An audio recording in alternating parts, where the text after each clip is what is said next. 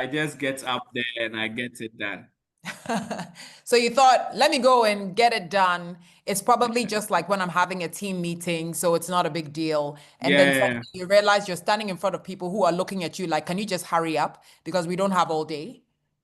Yeah, so I think I was less prepared for it. I didn't think that it was going to be that difficult looking into the faces of people, then choking on the words. Pardon me. Thank you so much, Abdullah. I'd like two more experiences. Your absolute worst experience standing in front of an audience. Abdullah walks up to the microphone. He's completely unprepared. He gets really anxious. He's stammering. What's your story? Anybody? Can anybody go? I could go. All right. So my name's Lonolo. Long story short, it was a university experience. Basically, I had to present a presentation to classmates that at first when I was informed about it, and then later down the line when it came close to like the whole presentation itself, I found out that the dean and everyone was coming through, and obviously me and my own previous experiences being like, oh, just come out of high school, now I'm in university. I thought it was just going to be a simple speech, only to realize besides stammering, I just kind of blanked out, froze at one moment in time, and then I just realized, okay, if I don't say this, I'm gonna be marked down. So I started saying at least one or two basic things, and then kind of it just kind of broke down from there even worse. So they said, you know what, we'll give you another chance. And even then, I still kind of got nervous because I was like, oh, I messed up my first chance, and then yeah, it just spiraled in a sense. How was the walk of shame? It was tough. It was tough because I realized, oh, when I first got through it, I was kind of nervous. But when I started saying it, it was like, you know, when you realize it's not as bad as it is, but you're still like stumbling over your feet because you're rushing through things. Yeah. Yeah, that was my mental process behind the whole thing. Because I was like, I'm not afraid of speaking. It's just more of like, oh, I've messed up a word and I'm gonna have to repeat myself and then quickly like fix the correct mistake in the sense of my mental process of Good. doing it. All right, I'm gonna write this down. You mess up your words and you think you've got to fix it. Okay. Completely unprepared. You think you're speaking to your peers only to come into an audience that is way more expectant, so to speak. Okay, one more person. Your absolute worst public speaking experience. Who are we going to have? Anybody at all?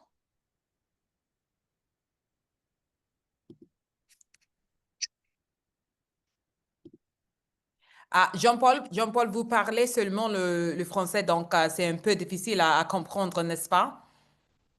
Vous pouvez l'écrire sur le chat.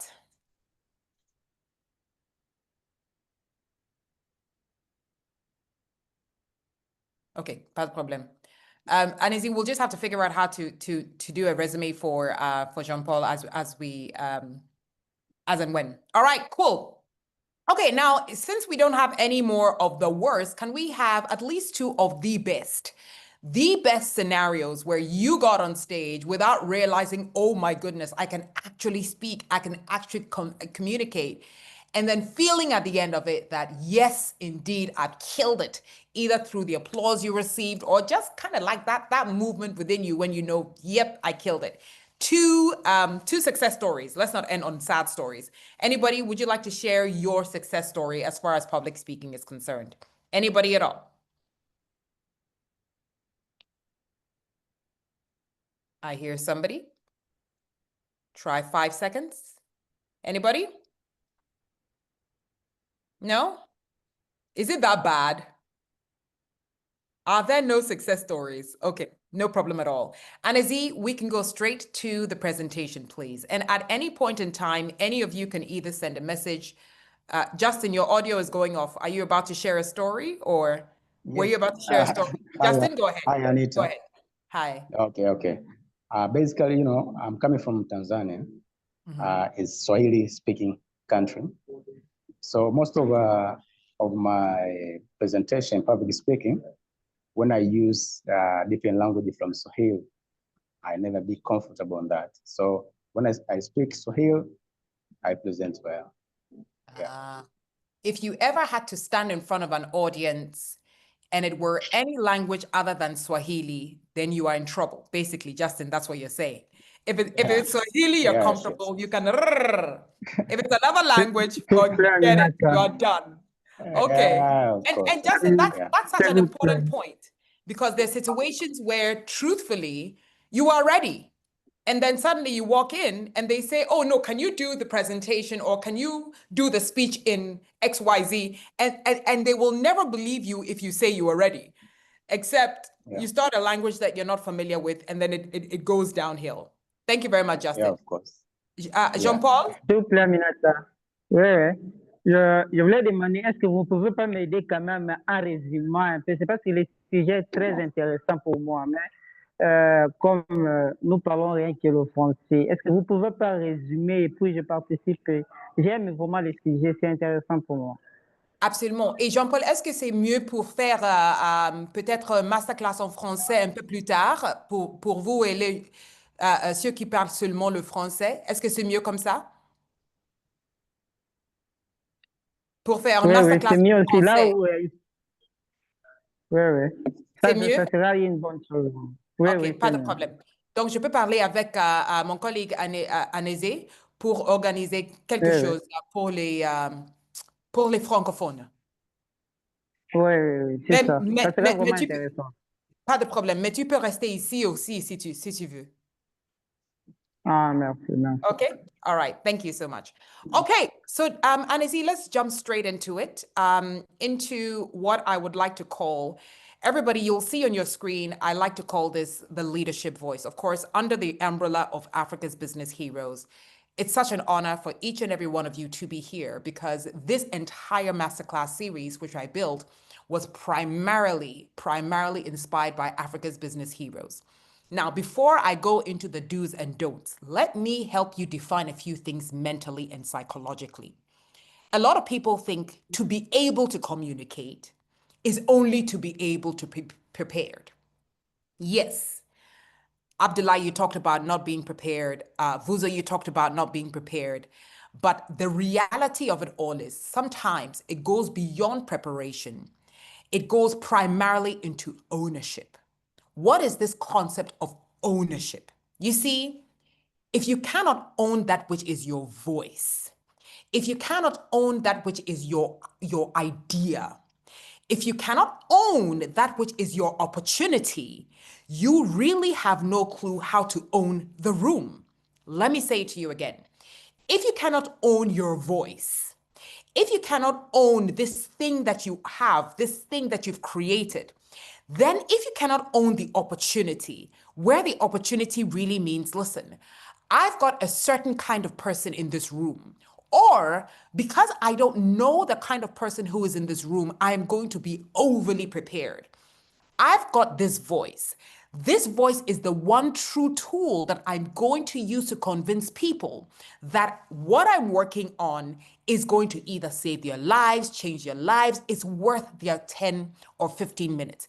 If you cannot own these things, then you walk into a room without realizing that you have an opportunity to charge your ideas or your ambition forward. Anazi, let's start. And so when I talk about, actually, Anazi, you can go to the slide 3, perfect. So we started off by talking about your worst public speaking experiences.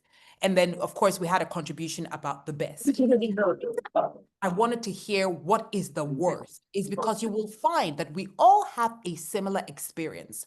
Most of the times, the reason we are unable to present, the reason we are unable to speak in front of an audience is for very few reasons. The top 3, 1, you have taken the room for granted. You assume you know them, so you don't really need to be prepared. 2, though you clearly understand what your business is about, what your service may be about, what your commodity is about, you have thought of it as it makes sense to you. You haven't thought of it as it makes sense to the person across from you who you really have to teach about your product or your service in as basic a language as possible. When you go into the engine room or your laboratory or into your office, wherever it is, when you are creating your product, your service, you see, you are creating it in the best way you know how. So it makes sense to you. But when you are bringing it out into the audience, you have to think of, wait, hang on a second. I understand what I've built. I understand what I'm doing.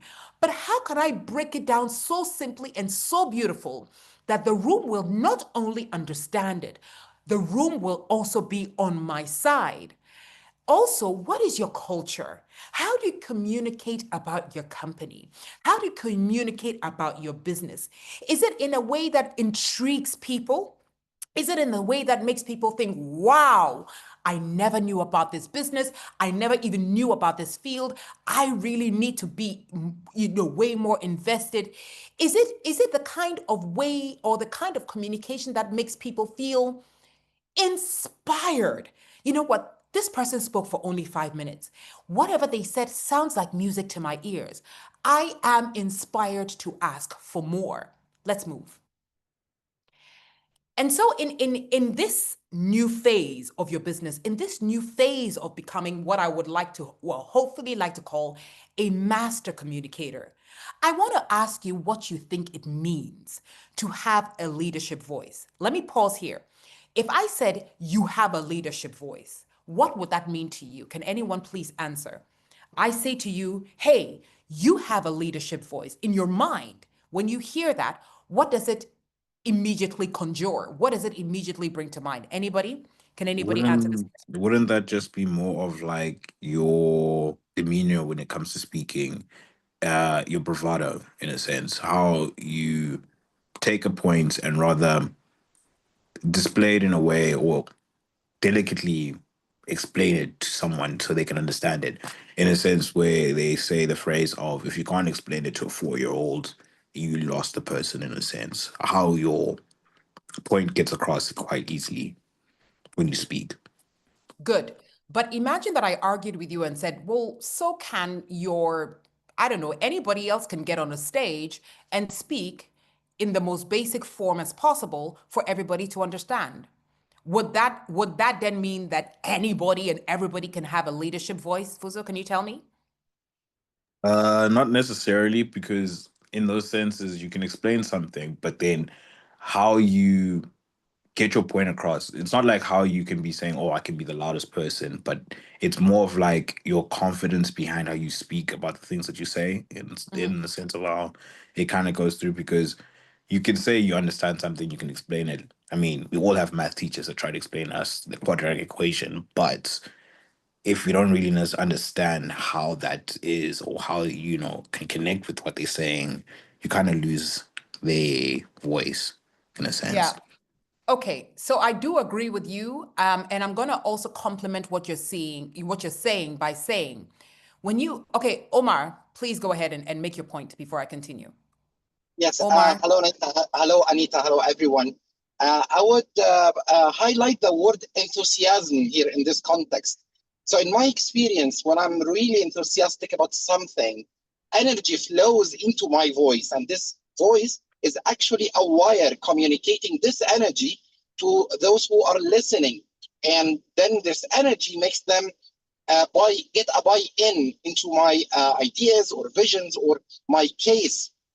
So this is, for me, a leadership voice, because leadership, by definition, is creating an impact on people, getting them to follow you to achieve certain goals. So just I wanted to throw the word enthusiasm into this discussion. Enthusiasm, 100%. I agree with you. Omar, I argue something with you. You've just literally led the company into, let's just say, its worst phase, God forbid. You led the company into its worst phase. Your investors are really angry. You are basically losing your mind yourself as the leader. But now you have to stand in front of your audience, your internal audience or your external audience. And essentially, you have to tell all the people who invested in your business you've lost their money. You have to mention to your staff that they are about to be fired. How does the enthusiasm you're talking about play a role in this very daunting task because this is also a form of public speaking. Where and how would enthusiasm take shape in a situation like this? Here it would take the shape of integrity. So I have been in such situations where I had to convey super, super bad news. Not the company going down, but I mean, yeah, similarly bad situation. And here I bring this voice of transparency and integrity. I state facts. I stand to my words. I show people that we have done our best, or at least what we have done wrong. And then they can feel it. They can feel this integrity. And this can cause a little of comfort. Still, it's bad news, so it's bad news. But integrity is helping here. Thank you very much, Omar. It's important for us to really understand that, and I'm going to come to what I was going to compliment Vuzo's points and then also add Omar's. But ladies and gentlemen, it's important for us to understand here and now. When you define the concept of public speaking, when you define the concept, or when you look at the concept of public speaking or communications, remember, these are not only opportunities where, as a leader, as an innovator, as a creator, you are only passing on good news. Or it's not only situations where, as a person who's built a business, you are only passing on something exciting. The reality is, the same voice that you use to say, yep, we've just made $100 million, is the exact same voice you're going to have to use to say we've just lost $100 million. And this is what, or these are the repercussions. So remember this, public speaking and leadership communication aren't only opportunities to do the great things, to do the colorful things, to share the PowerPoints. No, they are, by definition, any single opportunity, any phase, any a chance to interact with an audience internally or externally.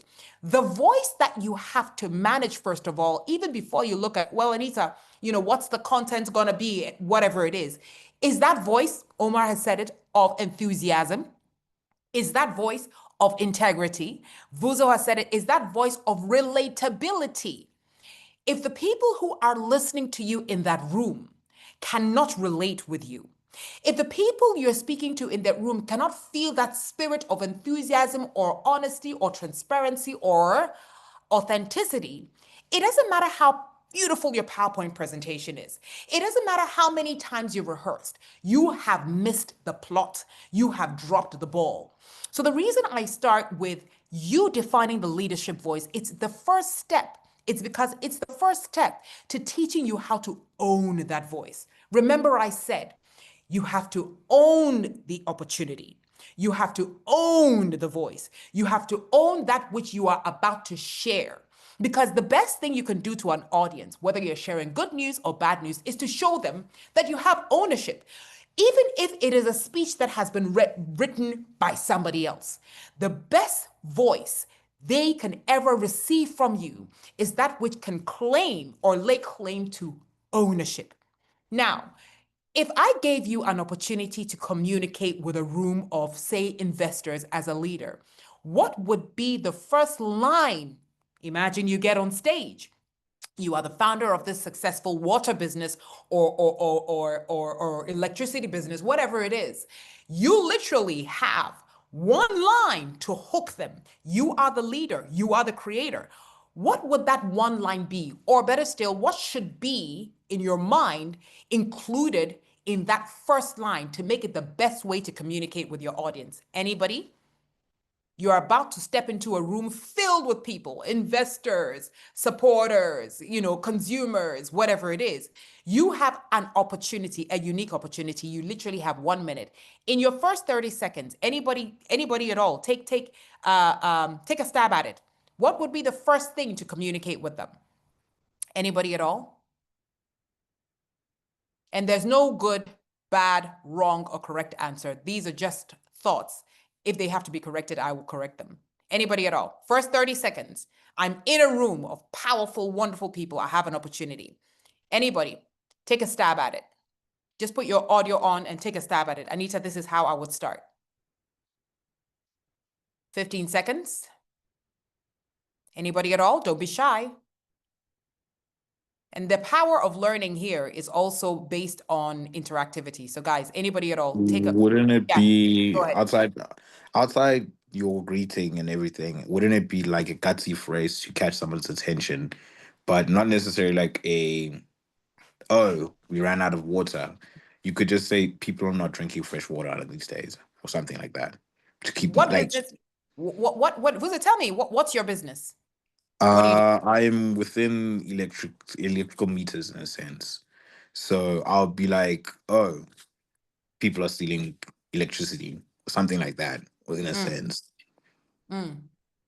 Would you give me give me a real turn it into a real statement? You've just walked into the room. I could possibly have 100 million to invest. Let's go. Mechanical meters are dead. We should modernize them. We should rather instead make them, in a sense, more easier for people to understand. People are fed up with things that the excuses of, oh, we don't have power, so we should rather vaguely say, let's innovate the means of changing how we look at the world of electricity.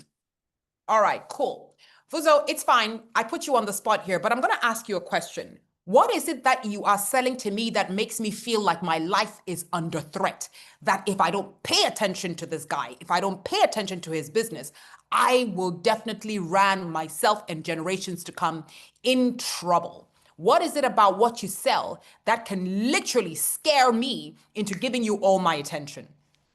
I would say I'm selling you the control of managing your own electricity. So I'd say, don't you want to be your own utility, in a sense, and say, here we have a meter that kind of is smart enough to now, or is smart and intuitive enough to show you where your power and where your money is going. And on top of that, it doesn't Vuzo, let give me you. tell you something. So I won't let you continue. Well, I will let you continue. Hang on a second. You need to sell me impact. You need to sell me literal fear. You need to sell me inspired to give my last dollar to this person. I'm giving you another opportunity. 20 seconds, sell that to me.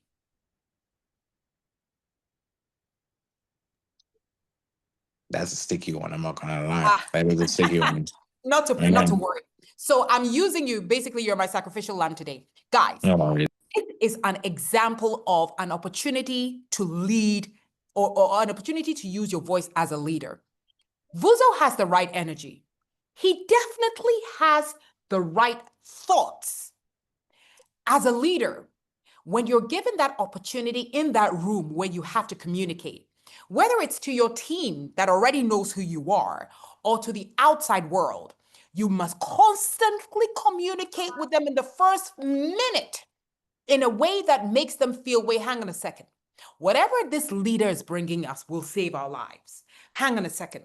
Whatever the founder of this business is bringing us is going to create the kind of impacts that I will not only benefit from, but others in the generations to come will benefit from. And that is the essence of leadership communication. That's the essence of the leadership voice.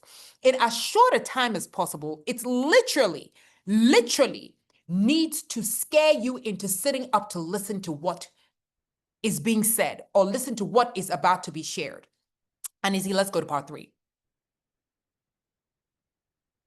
Now, I really got hooked on what Vuzo was saying, but I'm just going to go through this because I have prepared it for you, and it's absolutely imperative that I share it with you. When a lot of us are communicating, when a lot of us get on stage and we start to talk to the audience, one of the things we completely forget, whether the audience is speaking back at you or not, you are interacting with people. You're not interacting with machines. You're not interacting with robots. You are interacting with human beings. And so the reality of it all is here. You may see I've talked about balancing kindness with assertiveness. That is, if you're talking to your team, your colleagues. Here I've talked about expressing disagreement, frustration, being diplomatically correct, depending on the environment that you are operating in. And I've also talked about handling criticism or feedback without losing your mind. yes, indeed, it all comes together in being able to speak publicly. But let me just deviate from what you're seeing on your screen for a minute. When you are speaking to an audience, somebody comes to me to say, "Oh, Anita, you are fantastic when you are on stage." The fantastic that you're saying that I am, or that I'm experiencing, or I'm giving you the experience of, is because I understand that what I'm doing on stage is interacting with people. Public speaking is not just about having the best presentation. Public speaking is not just about showing up as yourself or showing up as the best version of yourself and assuming that, well, everybody needs to understand what I'm saying. Public speaking is about giving the experience to the person that doesn't even necessarily have to ask you a question, but giving the experience of them feeling your, maybe for lack of a better term, your emotion. When you look across the room, there are different skin types, definitely different cultures, definitely different ages. There may be people who really agree with you or disagree with you. There may be people who don't even think whatever you're saying or whatever you're doing is as good as what they expected. That aside, you have to master the art of ensuring that you are navigating the room as diversified as possible. You have to make sure that whatever it is that you are sharing gives people the idea that you're happy. Omar used the word enthusiasm, and I really agree. It gives people the feeling that you are happy to be there. It gives people the feeling that I don't only know my stuff, but I also want to make sure that this 15 minutes that I'm spending with you, this hour that I'm spending with you, feels like time worth, or feels like it's worth your while. Time well spent. I ask you a question. What's the best way to interact with somebody that, is sitting in the audience? They don't necessarily seem interested in what you're saying. They're sitting there, they're there, but you really need their attention. You really need to do something to catch their attention. What would that strategy be? What would that thing be that you could use in that moment to grab the person's attention? Anybody at all?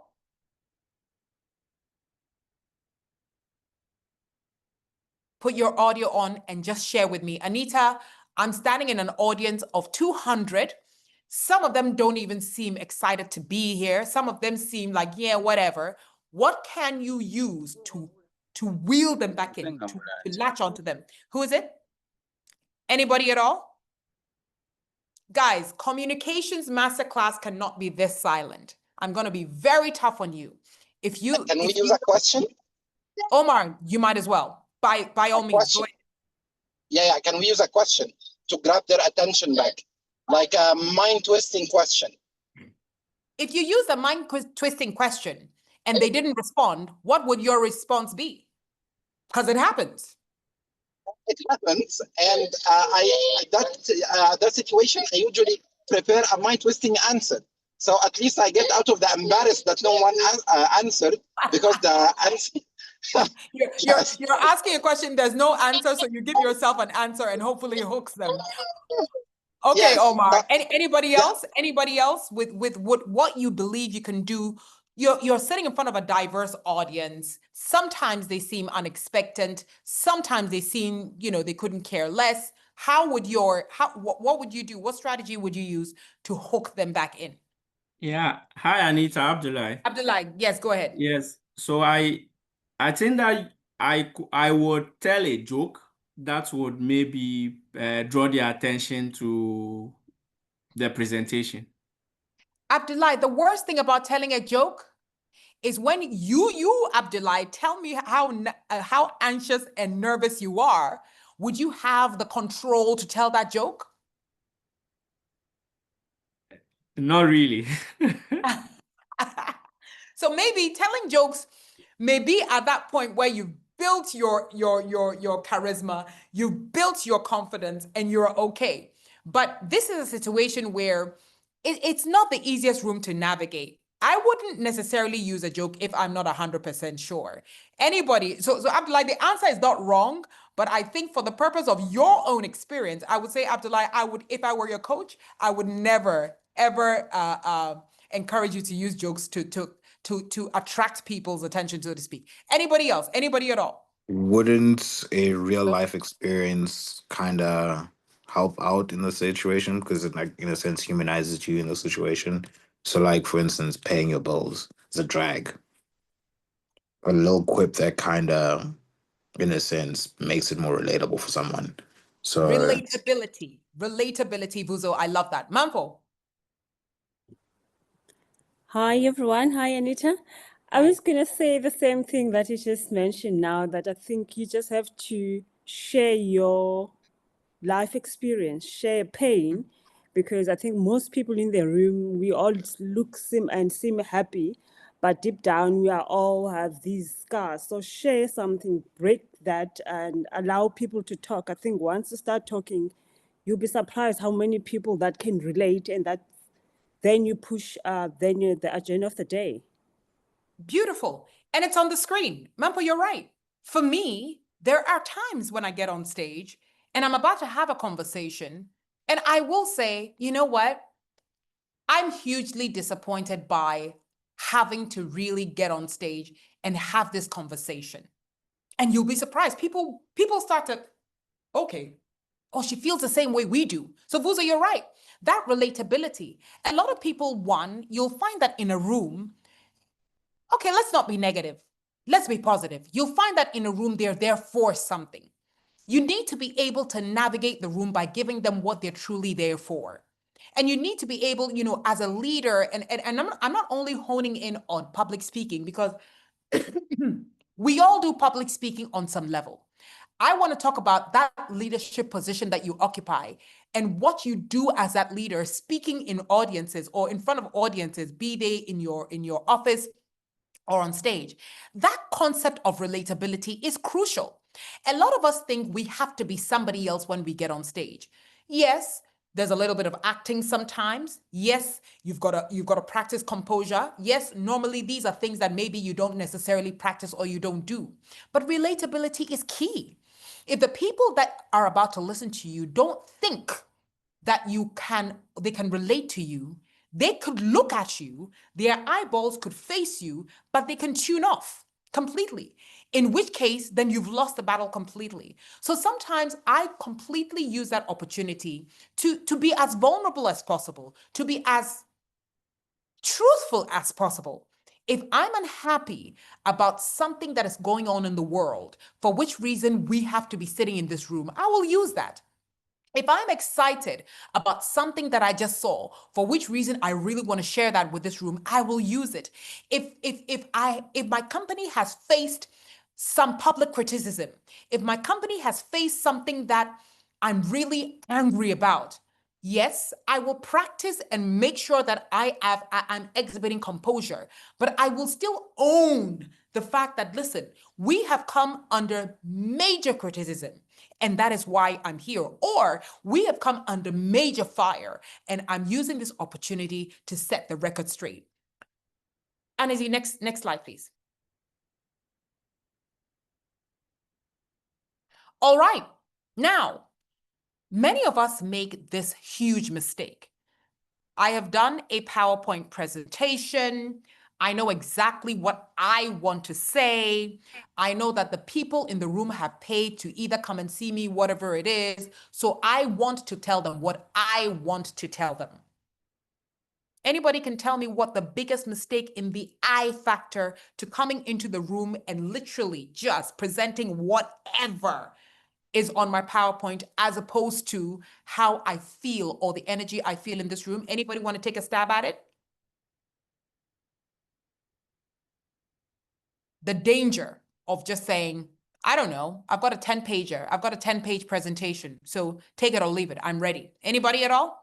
Or you can even share an experience where you prepared and walked into a room and quite frankly, the room didn't care for it. Anybody at all? wouldn't it be the, how can I say this? It's not the medium, but what you're presenting, how you display it, because I feel like in certain situations or different audiences, obviously, whether you're being old or young, how you display what you like want to present or speak about normally people kind of fall flat on it because they don't want it to be monotonous. So how you display what you're presenting. So let's say, for instance, you want to have a conversation with kids about reading. Normally you would bring a skit or something and say, okay, cool, let them interact. What sense of medium, or how do you want them to interact with the content that you want to speak about? Great. But Vuzo, then what happens when you asked the event organizer, as an example, who's going to be in the room, right? And they said, oh, you know what? We're going to have 18 to 25-year-olds. And you're like, fantastic. So you put together a presentation. Everything was gravy. Everything is wonderful. You get into this room. And in fact, not only do you have 18 to 25-year-olds, let me use your own experience or your own story as then you as a case study. Then you have, I don't know, the dean and the whatever it is. In that moment, do you just continue with the presentation that you prepared? Yeah, true in a sense, but it will also take away from the authenticity of what you want to do. Because as I said, the relatability is one thing. If you kind of catered it to being, in a sense, for this situation, or for like kids itself, for 20-year-olds, I don't think you want to like drastically change everything in the last minute, because that brings in a lot of nerves. So I would say speak what you want to speak, but then be walk on eggshells when it comes to now what you were thinking that you were being frugal when you want to say about, in a sense. I don't know whether Okay. that makes sense. No, Because it makes sense, but it's also I would, if I just wanted to agree with you, I would be setting you up for one of the biggest failures when it comes to public speaking, because you find that there will be times when, yep, you've prepared to speak to a room of, let's just say, CEOs, as an example. You walk in and you realize, oh, in fact, the CEOs are not here. It is the, I don't know, CTOs, okay? Truthfully, you are right. If you change that presentation, it could throw everything off. Or you can also, one, in your preparation, ensure that you have created certain room for flexibility. Or two, ensure that regardless of who may be in the room, the point that you really must drive home is relatable to everybody. Or three, you tell yourself, listen, I'm going to be honest with this room. I honestly got here prepared to speak to CEOs, and now I've just been told you are actual CTOs. I would say, what is it about my business, ladies and gentlemen, you have to know as CTOs? Vuzo, do you get where I'm coming from? Because I'm taking your side here and I'm saying, well, if I change the presentation, then I'm speaking to deaf ears. Or I could have prepared for everybody some way, somehow, or I could just listen, be honest and authentic and say, listen, I thought I was going to speak to CEOs today. Clearly, you're all CTOs or you're all techies or whatever it is. This is my business. I can present my business to you. But now that you know my business, what is it in your field? What questions would you have in your field as it relates to my business? Hopefully, I can answer those questions. Vuzo, do you get where I'm coming from? I see when you see So like the authenticity aspect kind yeah. of brings it in. I see. Absolutely, absolutely. Which is almost also what happens a lot to public speakers. You can prepare. It's taking you 3 weeks to prepare. Or you get into the room, you are prepared, and the person that speaks just before you says everything that you came to say. What do you end up doing? Do you end up saying, well, you know what? The person that came to speak has said everything I want to say. So, but nonetheless, I'm still going to say everything that I want to say. No, so yes, in preparation, you have to make sure that the messages you're tailoring, you have to make sure that the communications you're building are as diverse or is as diverse as possible. But primarily, you also have to give yourself scenarios where, okay, well, if I walked into the room and XYZ didn't work according to how I prepared, what would be my comeback? What would be the way that I would quickly pull myself up? Anazi said something in the chat. Ladies, I also want to hear your voice. Anybody have a contribution to make, particularly ladies, please, please, please. Yes, ladies. Or better still, Anazi, let's go to the case study. Hopefully we'll have a few people contributing from there. All right, guys. I've built a case study for you, primarily to see how you, as the leader, would give this 1-minute speech. I read it out to you. EcoPure Beverages Limited is facing internal turmoil. A viral post has linked one of its partners to unethical labor practices. Though the company isn't directly implicated, the employees are anxious, and fear job loss. Other question the company's values. Now, here's your challenge, guys. You are the founder, the CEO, the creator. You need, in 1 minute, to convince your team that everything will be okay. You need to convince them that you understand their concerns. You need to convince them that the company's values have not been tarnished or whatever it is. At the same time, you need to be very clear and ensure that whatever it is you're about to say doesn't rather make them feel worse than they did coming into this room. I'm going to give you all 1 minute to go through this, and then any one of you can give me your best 60-second speech. I'll give you 1 minute. I'm going to time you right now. 1 minute to go through everything.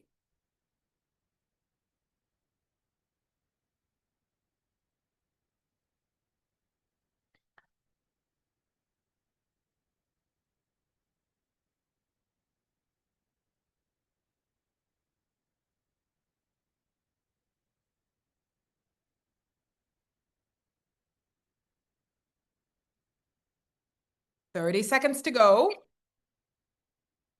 And then I want at least 5 people giving me their best 1-minute speech.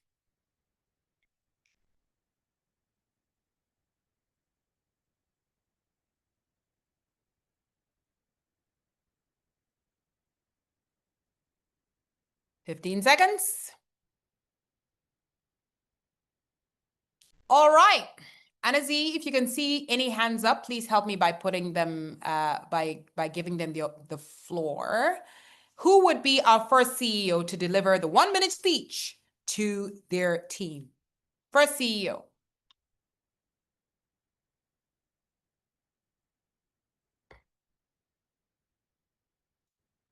First CEO wins the prize. Anybody at all? Mampo, let's go. Price must come to Cape Town. Thank you, Anita. Let me just take this opportunity. Okay, this is me, the CEO. I'll first greet the EcoPure. Hold on, before you start, remember, okay, we are in the team, Mampo, so don't tell me what you will do, deliver the speech. Okay. EcoPure family, I know what has just happened and the video that went viral. I must assure you that we are trying by all means to calm down the storm. Everyone is safe and we are going to deal with it as a team. All I want to assure you that your jobs are safe, and we will communicate with our partners and our stakeholders to make sure that this will never happen again. But also, I want us to remind ourselves that we are also human beings, we make mistakes, and this is the mistake that we'll deal with together. Thank you, CEO Mampo. Our next CEO, please. And I'm putting these notes down here, and I'll tell you all that was good and all that you can improve. Next, anybody to deliver a 1-minute speech? Alexander, let's go. Good morning, team. I hope everybody is doing well, but I guess that's probably not the case. I know everybody is anxious on what we have seen going around in the newspapers and especially on Twitter on what has recently happened. All of us understand the values that we stand with as a business. And as leadership, we've always worked hard to ensure that that is maintained. Such a time is when we all need to come together and remember the things that hold us together. I'd like to assure each and every one of you that this shall pass. I want to assure you that no jobs are going to be affected. I know some of you are really worried about that. It's not the first time. 7 years ago, we had something similar and we had success. And I want to assure you that this time we are going to replicate the same. I am confident about that. So let's go about our jobs and continue as we do. And don't worry, let's keep doing what we do best. Thank you, team, and have a good day. Thank you, CEO Alexander. Alexander, thank you. Martin, CEO, is about to give the team the 1-minute speech. Martin. Thank you. Good morning, team, and great to have you here today again. Now, I know all of you have seen the viral tweet which has gone around. It has even happened. It has also been seen on some televisions, and news is all going around which is negative about what happened, that you all know about as a company. However, I want to acknowledge that our board is fully aware of what happened, and our legal team is working day and night to ensure that this issue is fully addressed. And all of you who are really anxious about your jobs and your security, I want to assure you that no one is going to lose a job. We have worked together as a team for several years, and we believe in each other, and you know the values that we stand for as a company. So this indeed is going to pass. So stay put, trust me, and trust our board team like you've trusted it before, and this will also pass, and we shall get up excited to deliver our goods as always. So team, stay strong, and let's work together to achieve the usual success of Smart Foods. Sort of eco beverages. Stay strong, Martin. Martin for the people. All right, one more CEO, and then I'll go through all the things that we could improve. One more CEO. Anybody at all? One more CEO. And then after that, we go into Q&A. One more CEO. Let me give you 10 seconds. 9, 8, 7, 6, 5, 4, 3, 2. Okay. Now, ladies and gentlemen, let me bring us to our first CEO, Mampo. Absolutely loved your voice. Now, this is all love. All right. Whatever I'm going to do here. Sorry, something on my screen. Whatever I'm going to do here is all love. Mambo, I see you laughing. You can feel it, huh? Now, first of all, leaders are responsible for people, okay? So Mambo, I'm speaking to you directly. As a leader, you're responsible for people. They are your number one responsibility. The idea of also being responsible for them is also in showing them that side of you that is absolutely sorry that this has happened. As a leader, what is key when it comes to sincerity with your team? Number one is ownership. So if you get onto that stage or into that boardroom and the first thing you talk about is XYZ happened, that happened, that happened, let's just assume you're using the opportunity to clarify whatever it is that happened. But where people believe in you most is in owning that which happened because you are at the helm. So as a leader, one of the very most important skills in your communication that you constantly have to practice is not only, well, you know what, I'm so happy we've signed $100 million and you, my team, I'm so proud of. No. Also own the sad and the bad. So it's okay to say, as many of you may know, a video leaked and I am personally remorseful. That should never have happened under my watch. Do you guys get me? A lot of the time, people think that leaders need to be removed from emotion, that they need to be removed from the reality of whatever they are dealing with. But where people believe in you the most is when you show ownership, Because it's only in your ability to show ownership and actually communicate the fact that you own ownership, you own the flaw or the fault, where they start to actually believe that you can fix it. So Mampo, that is what I would advise you to do. To learn as a leader in your communication, how to take ownership. The same way you take ownership for the great news is the same way you take ownership for the bad news. Because only in you taking ownership of what should have never happened is when your team will believe that, yes, indeed, then you can fix that which needs to happen. That's my point to you, Mampo. CEO Alex, I'm going to teach you how to modulate your voice given scenarios. Now, Alex, you have a wonderful, powerful, proud voice.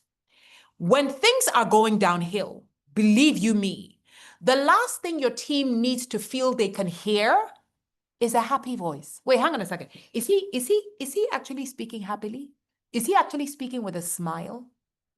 So as a leader, when you have to communicate, the first or one of the first things or one of the first hats you have to wear on, whether you like it or not, is a hat that allows you to act the part in that scenario. Good morning, ladies and gentlemen. I don't want to have to be in this position because perhaps just like me, you are feeling anxious, angry. I'm using these words because that is how I am feeling. But let me assure you, I am not going to base what has happened on my emotions. We are going to be strategic. So you see, that voice, though remorseful, is still in control. You have to learn how to use two different voices, or as many voices as you need.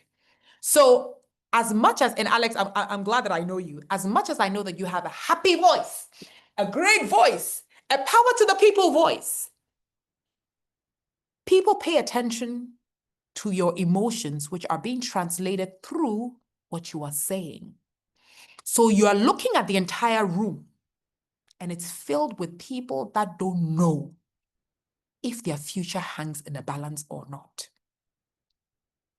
So it's how you bring your voice down, because like them, you are concerned, but how you lift it up, because as their leader, you want to assure them that you are in control. Then both you and Martin talk about assurances. Leadership communication you may think, oh, I need to assure people that they're, well, if you don't know, and if you now have to speak to legal, and if you now have to speak to HR, it's very okay to say, I would like an opportunity to assure you all that we are safe. But I will never be the leader to mislead you. So in all urgency, legal operations are working around the clock to ensure that your jobs are not affected. Now, I know this may put a lot of stress on many of you, and it may even create anxiety. Trust me, I can assure you we are doing our best. Martin, like Alex, you've got a happy voice, which I don't take it away from you. After all, I gave you only 1 minute to prepare. But you also have to have a voice of care. Communicating as a public speaker, as a leader, be it internal or external, must also be one of care. You have to care how they feel. You have to care what they could possibly be going through. And that care, it's almost like a nurturing voice. So you could, I like that. You know, you came by and said, you know, this is what happened. You've seen it on TV. You've seen it on this. You can also back it by, I know by now you've all seen what has happened. You've seen it on social media. You've seen it on TV. You've heard about it on radio. Trust me when I say I am not proud of what is happening to us. But I'm proud of being part or leading a team that has showed us time and time again that we are vigilant, we are resilient, we are each other's keepers. So though we may not necessarily know where this leads, I want to share with you that I am proud of this team. And just that pride inspires me to assure you that we will do anything and everything possible to save the legacy of this company. So my three very bold CEOs, do you understand where you could do a little bit of acting, where you can also bring in the energy that shows some form of remorse? When you're communicating as a leader, it's very, very, very, very, very okay to establish your authenticity through vulnerability. That doesn't mean that you're going to stand on stage and start crying, oh, and we've lost. No, you can still maintain that voice of authority all the way, all the time, maintaining that sincerity. Because what your team or even your consumers sometimes, what they don't want to see is a leader who seems to be too pompous. In a situation like, listen, see this person. They don't even seem to be remorseful. So when you're communicating as a leader, as I've said before, it's important for you to understand, why am I standing on the stage? Why am I standing in this boardroom? 2, what language can I use currently in this scenario that either gives hope, that gives inspiration? What is it that I can give this team that they need to hear? 3, as a leader, we've said it, and Vuzo, thank you so much. You started off this thing of, a scenario where you were prepared for one thing. You also, leaders, public speakers must always be over prepared. Being prepared is not good enough. You literally have to play all the scenarios. Okay, if I crack a joke and they don't laugh, how am I going to bring it back? Okay, I asked them for kind of like a profile of the audience. They said X, Y, and Z. Ooh, now suddenly I'm realizing it's the other. How can I be prepared? Or if I go into a room and I'm prepared for one thing, the speaker before me said A, B, C, and D. How can I bounce back? Or better still, what kind of language can I use that cuts across? Now I see somebody who doesn't like my business, always criticizing me. What language can I use? Now I see somebody who's always supporting me. What language can I use? Or worst case, I'm in a room, everybody seems like they couldn't even care less whether I'm breathing oxygen or not. What can I use to hook them in? So guys, public speaking, I could easily come and say, oh, well, public speaking, you have to stand in front of your audience, you have to do A, B, C, and D. I would be misleading you. The art of public speaking all comes down to ownership. How are you owning your voice? How are you owning this opportunity? What is it an opportunity to do? Is it an opportunity to convince people why your business is viable? Is it an opportunity to teach people why your business is really going to save the lives of people? Is it an opportunity to get people to even learn that there is a particular kind of problem or challenge in this community for which reason you built the business? So public speaking is easily seen as, oh, Anita, I have this opportunity and I want you to prepare me because it has to be the best speech ever. I can prepare you to give the best speech ever. But before I prepare you on the words to use, the tactics to use, you have to prepare yourself on how you want the room to feel when you have left. How do you want the audience to feel at the end of it? So it's almost starting with how you want to end. The question I ask you right now, if an opportunity came up tonight, tomorrow morning, your preparation for this room, be it in your office or externally, how would you like the people you've just spoken to feel? So I start or I end with the starting of how to be the best public speaker the world has ever experienced. Now, we go to question and answer. Anazi, how many minutes do we have for Q&A, please? We have about 15. Okay, Yeah. questions. Anazi, I'm going to just take advantage of your generosity. Put my email in the chat because we may not be able to ask all the questions. Yeah, let's And see how then many questions we get. I think any we one might of be able you who wants 1 to minute. Yeah. speak to me offline or whatever you want to call it, feel free to do that. Any questions at all, please? Mampo, mwah. It's not Sorry, I so- put you on the spot. No, go ahead, please, go ahead. No, it's not actually a question. It's just a comment. I think having been through the given an opportunity to pitch on the ABH platform, and Yeah. I think most of us, we don't make it to the top because we have this fear of public speaking. And I think once you have the fear in your head, then whatever you're going to say is not going to make sense. So I think it's all business owners needs to really try by all means to practice public speaking so that you're not scared to pitch your business to platforms. Otherwise, your business is not going to go far because you're always hiding away and scared to say something. So yeah, it's a very beautiful. Do you know, Mampo, beautiful contribution here. And I'm going to add this complementing statement. Your fear may be justified, 1, 2, but I've also, in my experience, when I've coached and I've had the honor of guiding people through their storytelling, discovered that though fear is legitimate, sometimes what overrides that fear is the desire to be accepted. And it happens a lot.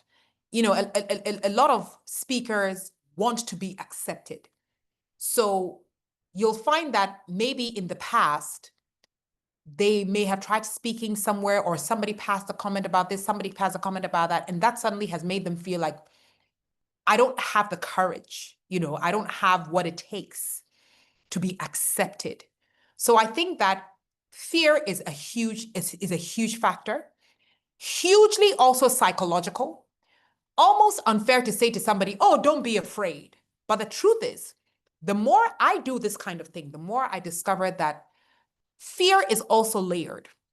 So you'll find that a lot of people have everybody has not a fear of public speaking per se, but sometimes a fear of something that may happen if they speak or if they take that stage or if they take that microphone. So Mampo, thank you very much for bringing that on. If there's any one of you here who has had a fear, happy to discuss offline because it could be deeply ingrained in your psychology or in your psyche.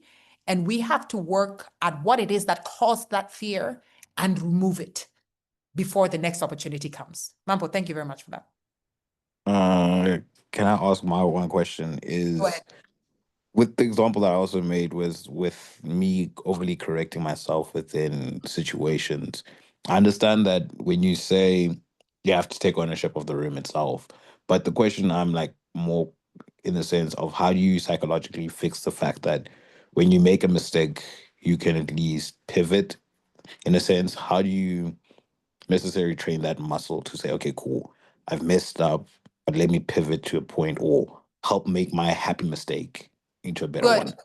Perfect. Fuzo, give me an example of a mistake and then I'll give you a practical response. Give me any example. So, for instance, I know there's a game that normally people used to do where it's like you shouldn't say when it comes to speaking to people in general, and that's more of like a confidence building thing. But I would say a mistake in the sense of, let's say, for instance, butchering the name of a company, then you want to say it, and it kind of now in your head you just like, but that's not the word, and you want to quickly come back to correct it. Good. So what I do is, first of all, especially when it comes to names, people are very sensitive about names. And this also comes in your preparation, where when you walk into the room and you know that, okay, this is the representative of the company that I'm supposed to pronounce their name, I will always walk to that representative and say, to be honest, I've had the hardest time pronouncing your name. Can you please teach me? And they'll say, oh, it is ABH. Okay, let me say to you, ABH. But honestly, I may be very anxious when I get on stage. So kindly, when I get on stage, may I just maybe not mention the name? Are you okay with that? Because I know it's offensive. And Vuzo, it always works. You'll be surprised that people who have complicated names know their name is complicated. But what pisses them off and offends them is when you belittle the fact that their name is complicated and you know you're about to make a mistake. One of the things they hate is, okay, oh, sorry, I can't pronounce your name, ha ha ha ha. They hate it. So I would say, again, this is where vulnerability plays a role, where it is okay to say, I've been practicing it, but I've been unable to pronounce it. See that person, if they're an individual or that company, before you get on stage. And when you do get on stage, if in that moment you feel like, okay, let me make an attempt, it is very okay to say, I've had a hard time practicing this name. I am going to make an attempt and actually make eye contact with the person. Sir. Did I do the right thing? Not really. Okay, when you come on stage, kindly correct me. Please, kindly correct me. And you'll be surprised how it works. Do you see what I'm saying? So these are little things that, one, it helps the person or the company or whoever it is know that you are sincere about not being able to pronounce the word or their name. Two, you've made an effort, but with their blessing, even though you knew you would trip, as opposed to belittling it and just really shrugging it off. I see where you're coming at. I see. Because I know for a fact, despite the name factor, it could be like figures could also usually translate into different things. But Good. I see So where you have a figure that let's give me another example as well. So we've done the name. Give me another example. Like giving a statistic of like the company's profits are dropping and you make a mistake by saying 400 million over 1,000 type of situation, and you just mess up the number by just mispronouncing it. Okay, so 450 million. So it's supposed to be 420 and I go 450 million, something like that, right? Yes. No, pardon me, ladies and gentlemen, let me correct myself. It's actually 420 million. That's it. You know what I'm saying? Because Vuzo, don't forget, you remember I was saying in my presentation, don't forget that the room you are speaking to is filled of human beings. They are not robots. It's very okay on the stage to say, nope, pardon me, I've just made a mistake. Allow me to correct that. It's actually 420 million. Because by the way, they know you've made a mistake. Okay, one, they know you've made a mistake. Two, they know you are human. You see, but a lot of us have, Mambo said it, a lot of fear. So we think the art of public speaking is the art of perfection. It is not. It's the art of being clear, sincere, authentic. It's bold, it's honest. So when you make a mistake, as every one of us makes a mistake, be bold to say, oh, I think I made a mistake with that. Pardon me, ladies and gentlemen, it's actually 450. And when you are correcting yourself, place a lining of I don't know the word to use, but be self-assured, if you want to put it that way. You've made a mistake, you've caught the mistake you've made, or even sometimes somebody catches the mistake and says, oh, there's a mistake. Take 5 seconds. Oh, you're right. Of course. Thank you so much for pointing that out. Actually, it's 420. Thank you so much, sir. Vuzo, you get what I'm saying? So it is skill. It is an art that also is borderline skill. How do I fix myself? How do I fix this mistake without feeling like, oh crap, I made a mistake? No, we all make mistakes. You're speaking to a room of human beings. We all make mistakes. Okay? Thank you. Thank you very much. I see what you mean. Okay. Martin, you have your hand up. Sorry. Yes. 2 questions, Anita. Go ahead. One, my first question is, if you're prepared very good slides, and then somehow the slides just don't work at all, and your time is taking away, it's only 5 minutes. So how do you manage the fact that your slides have failed to work, but your time is ticking away, and you have not prepared yourself for that reality that that you're going to have to convince people off the cuff without the backup of your slides? That's Martin, my first question. Then let me answer the first question so I don't forget the answer. If you are telling me you prepared the slides aren't working, then you are not prepared. You prepared slides, you didn't prepare the story. Do you get it? You prepared a presentation. You didn't prepare your story. You didn't prepare your narrative because you've got 5 minutes, right? You know your slides, they're there, they were there. Technology knows how to do what technology does. And suddenly it decides that, I don't know, the power goes off, it comes back on, there are no slides. Everybody knows it's not your fault. But what then becomes your fault is the fact that you needed the slides to tell the story that you're here to tell. So a few things that I do. One, I always print my presentation. So if I'm going to speak, so let's just say this is a pitch, right? And you know that there are 10 judges. I will always print 15 copies of my presentation because I know by now that technology can let me down. So my backup is always the presentation. Paper will never let you down, unless, of course, you left it in your hotel room. 2, I like the concept of multiple devices. Okay? So you know you brought your laptop, your phone, your iPad, whatever it is. I also make sure that all my presentations are on all the devices. Push come to shove, I know that even if the presentation isn't going to be beamed on the screen, let me go through it over here, or let me quickly negotiate with the event organizers if we can share the electronic version to the judges sitting in front. 3, which is probably number 1, what is the narrative? How did you train yourself on delivering the story? If the judges go, you know what, don't worry about it, just continue. You have to have been able to prepare your story from the beginning through the middle to the end. Martin, are you with me? So yes, I'm with you here. If you said to me, Anita, but the presentation is ready, whatever it is, if the presentation is ready, my question is your story ready?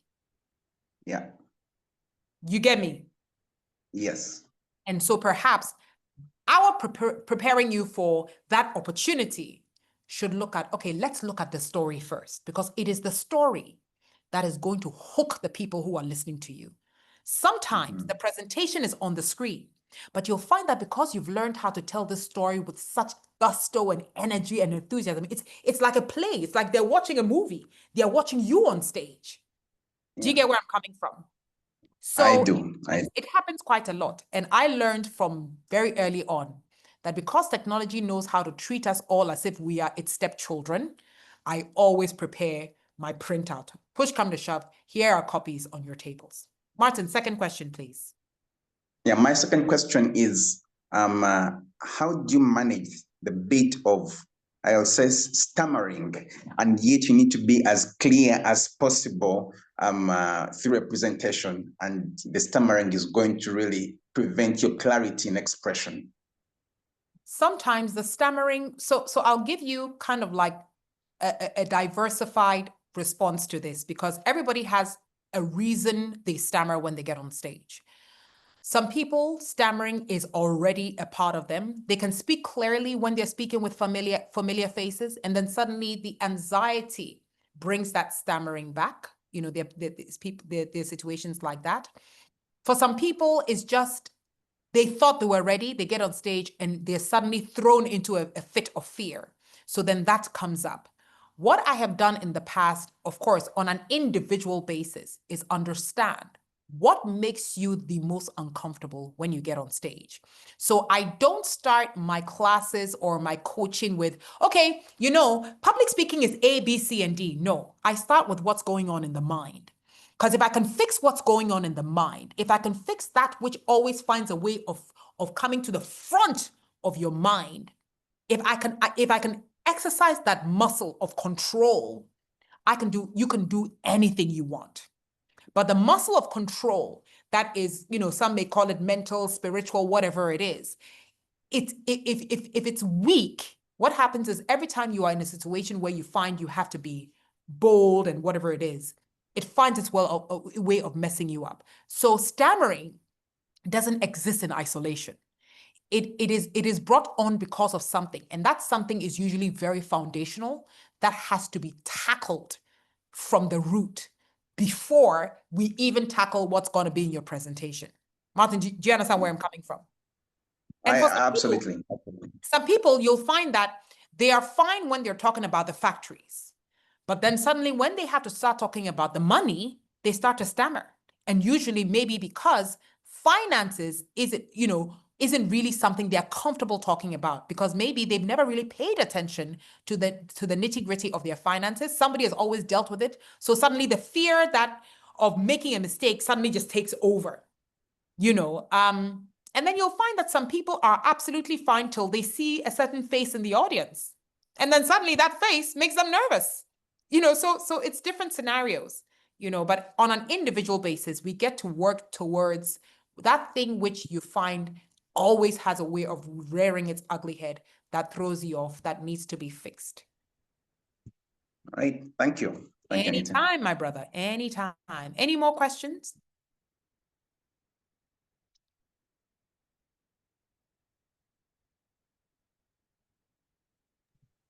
I think,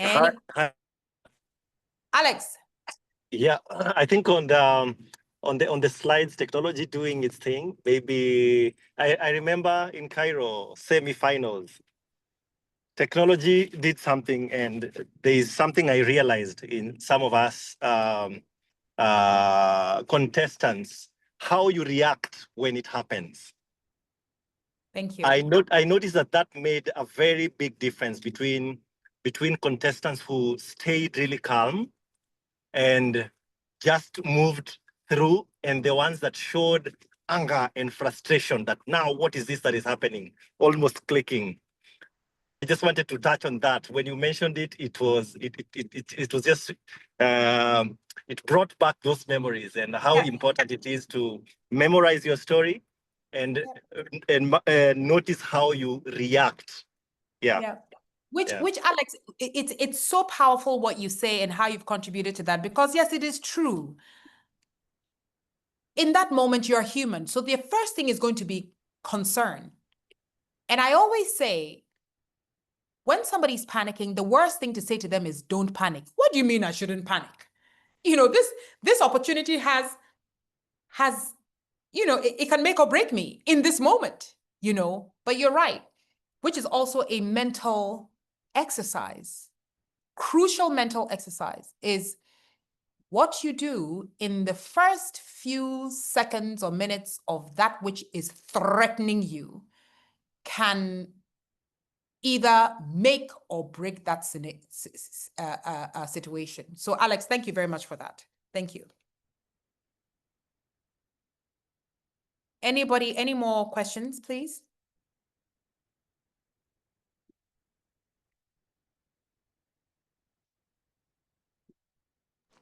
I have one last one. No problem. Go ahead. It's more of in the sense of like preventing yourself sounding monotonous in a sense. So like I know for a fact certain like presentations just could be a speech or anything. Do you think tonal inflections and stuff like, oh, this and this are helpful, or is it just like a detriment and rather you should rather just go the normal route of just saying what you want to say? So here's what I always say. Beautiful question. Here's what I always say. Imagine that everybody in that room has at least 3 gadgets. Even if they have just the one gadget, they are already so distracted. So, the first few seconds is, ladies and gentlemen, good morning. My name is Anita Erskine. They may have your attention, or you may have their attention.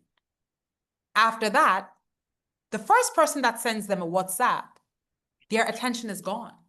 So if you don't use the art of modulating your voice, taking them on a journey through your voice, you have lost them for all of your 5 or 10 or 15 minutes. It's fact. When you're watching a movie, imagine this, Vuzo. After the opening credits, even if it's a movie that features one of your favorite actors or actresses, you find that in the first 1, 2, 3 minutes or whatever it is of the movie, that is what determines whether or not you're going to continue watching the movie. You have too many options in life to sit and wait to see what happens in the 15th minute of the movie. So if it feels slow, if it feels blah, the first thing you're going to do is pause or turn it off and look for something. It's the same thing with public speaking. If you are unable to provide drama, and when I say drama, I don't mean cartwheels or whatever it is. I mean that hook, we talked about the hook earlier on, or that thing that gives people every reason to be excited, expectant, inspired by what you are doing, you lose them. So is it important for you to diversify your voice? Is it important for you to look at different phases of your story and play your voice according to the phase? 300%, it is crucial. Otherwise, yep, you were on stage. Yep, they were in the audience. They just don't remember what you said. Okay. Yeah, I see. Thank you. Thank you very much. Welcome. All right. Anazi, can you see any more questions that require answering? No, I don't see any more questions. I don't see any more hands. There's a question about whether this will be shared afterwards, which we will. But if anyone has any question, you can extend just a few more minutes, or raise your hand and go for it, please. By all means.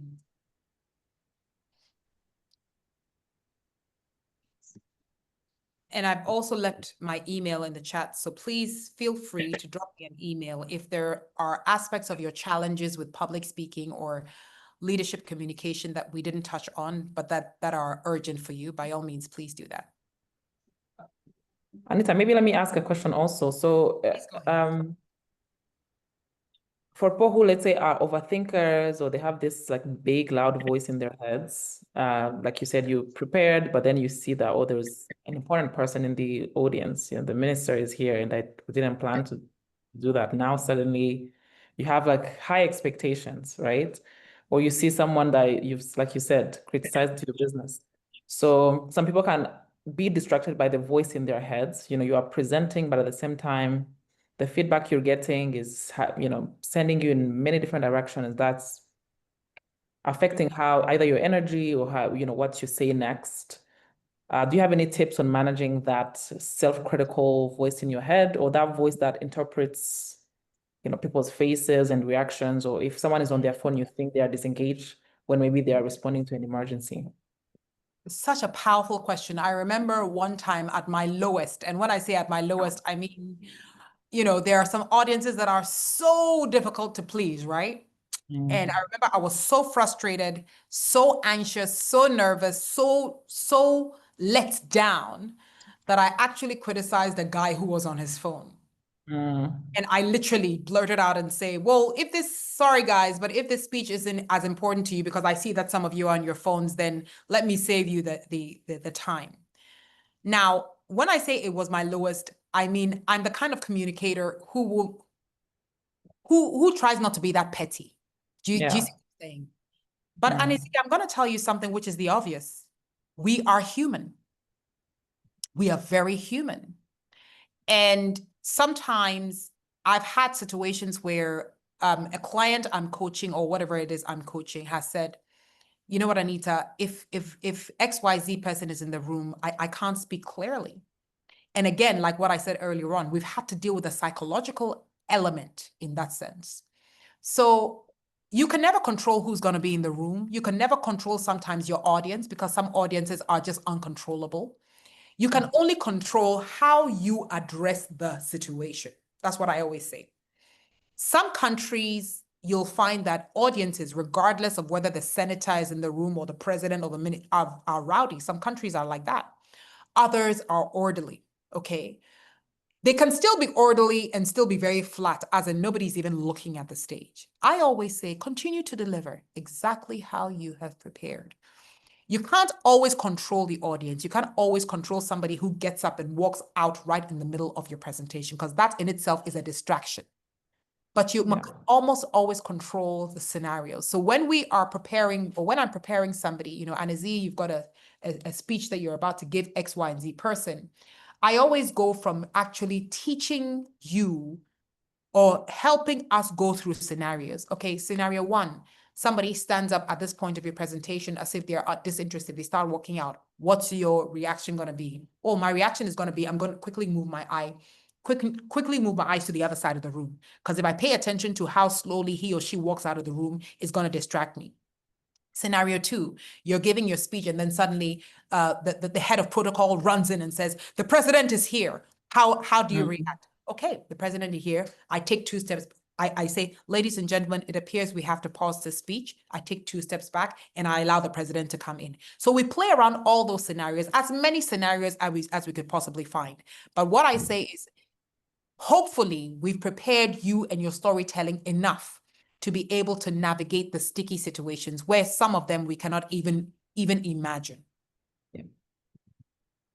Thank you. So thinking through different scenarios and sometimes we do that, you know, and sometimes it's somebody who the audience, you're speaking and the person goes, and you know, sometimes it doesn't mean what you're saying isn't good. It means you've hit them so hard, they're like, wow. But in your mind that you're doing this, you know, and you think it means, you know, so sometimes, not sometimes, again, public speaking, communication, all of that, it is 80% what's going on in your head.